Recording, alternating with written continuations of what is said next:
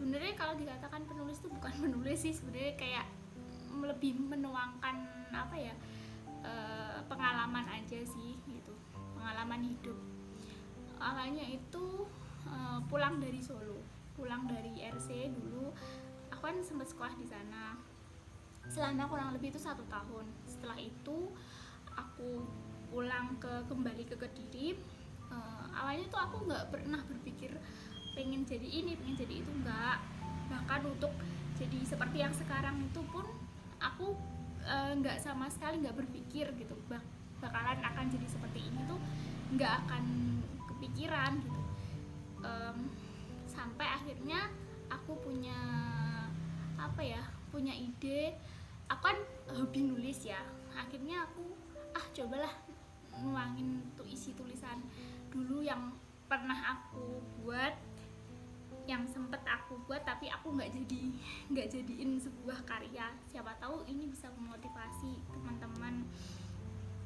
Barulah akhirnya pengalaman selama aku di asrama itu aku coba untuk aku tulis, aku tuangkan ke dalam sebuah buku yang bener-bener buku itu dicetak bersama teman-teman penulis di seluruh Indonesia. Waktu itu buku pertama aku tuh judulnya tuh Suara Kalbu. Waktu itu aku bekerja sama penerbit yang ada di Surabaya, dan judul itu sih sebenarnya judul tentang romantik kayak novel gitu. Sampai aku juga nggak nyangka akhirnya aku kok bisa dapat ide itu, dan akhirnya bisa menjadikan itu sebagai sebuah buku. Sampai akhirnya terbitlah buku itu. Aku pikir ya sudah berhenti di situ aja sih, karena ya aku pikir satu aja udah cukup. Tapi ternyata nulis itu nagih. Akhirnya aku nulis lagi 2 buku. Itu pun prosesnya juga lama, butuh waktu 2 tahun untuk nulis lagi sebuah buku. Judulnya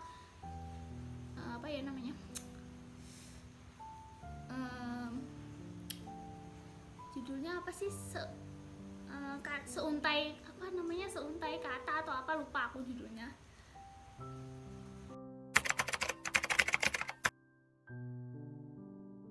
Jadi untuk yang buku yang kedua itu aku nulisnya buku apa ya, lupa aku. Pokoknya temanya tentang LDR. Ya itu judulnya masih sama, inti ceritanya masih sama, cuman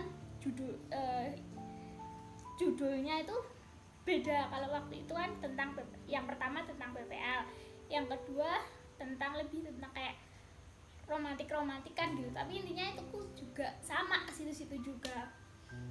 Ya udah akhirnya jadilah satu buku lagi, kembali lagi buku novel. Terus kok makin banyak yang suka. Aku juga nulisnya juga di Wattpad juga kan gitu. Terus akhirnya aku coba lagi yang ketiga. Ngomongin nulis itu nagihi, kalau sebenarnya itu numani. Akhirnya aku nulis lagi yang ketiga itu bener-bener pengalaman hidup aku yang memang aku alami gitu. Judulnya Aku Memang Berbeda. Nah, untuk yang Aku Memang Berbeda ini unik karena waktu itu aku gak punya rencana sekalipun bahwa aku bakalan nulis dan berkolaborasi dengan seorang penerbit yang sudah punya nama di daerah Solo. Waktu itu aku tuh nggak sengaja buka Facebook. Aku kan biasanya main Facebook. Terus aku ketemu salah satu mahasiswa IAIN Surakarta juga.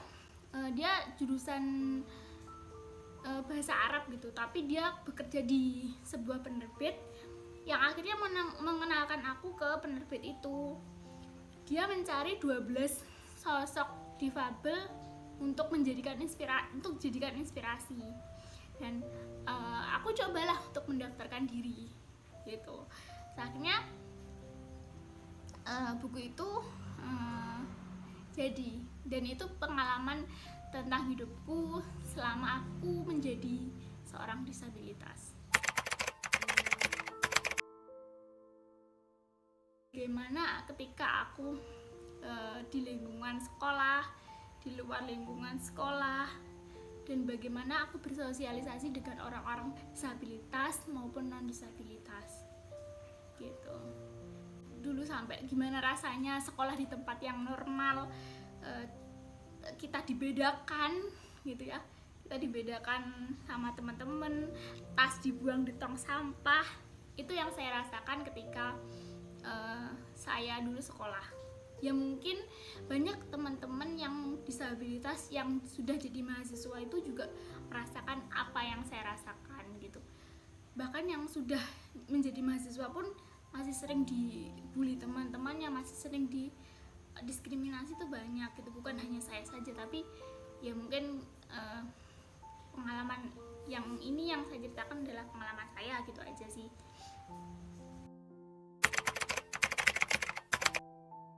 Seminar dari mahasiswa IAIN semester 6 itu kayaknya cukup memotivasi sih gitu.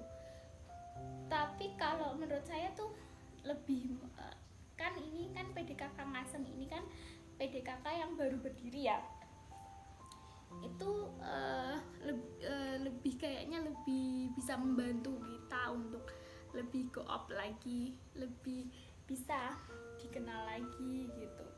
Ya seperti harapan Pak Mul, harapan Pak Toto gitu, untuk lebih lebih mengembangkan PDKK lebih ke sejajar dengan pusat. Motivasi untuk teman-teman disabilitas di luar sana ya, sebenarnya kalau dibilang motivasi bukan motivasi, karena aku sendiri juga masih banyak kurangnya, dan menurut aku bukan seorang motivator sehingga aku nggak pantas untuk memotivasi orang. Tapi ya ini bukan motivasi sih, lebih tepatnya kata-kata lah. Dulu aku sempat dalam keadaan terpuruk gitu ya, tapi bukan berarti keterpurukan itu terus membuat aku hancur terus-terusan gitu dan menyesali kenapa Allah ngasih aku fisik yang berbeda gitu, sedangkan teman-teman yang di luar sana itu banyak banget yang bisa lari-larian, yang bisa kemana-mana gitu tanpa harus diantar, tanpa harus dihalang-halangi, sedangkan aku harus ada ini, harus ada itu gitu. Ya bagi aku itu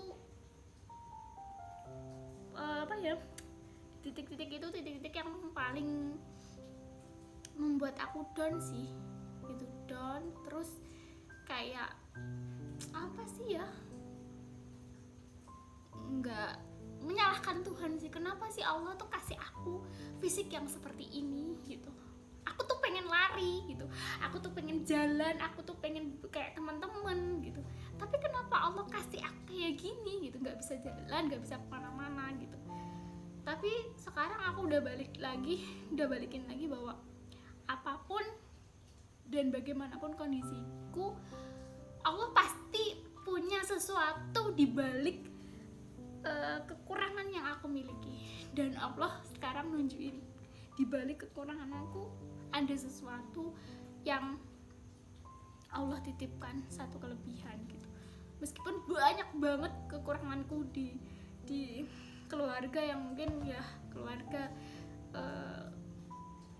masih menutupi, masih mendukung sampai hari ini gitu.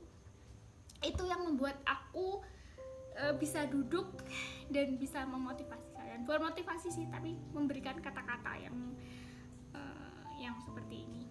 Tetap jadi diri sendiri, lakukan yang terbaik untuk dirimu, peluk dirimu dulu sebelum memeluk orang lain, karena memeluk diri itu penting. Karena kalau kita sudah bisa memeluk diri, sudah bisa membuat diri kita nyaman, sudah bisa menerima diriku itu disabilitas, ini adalah anugerah dari Allah, maka kita juga bisa memeluk orang lain, bahkan kita juga bisa menjadi orang yang hebat karena kita sudah bisa memeluk diri kita sendiri.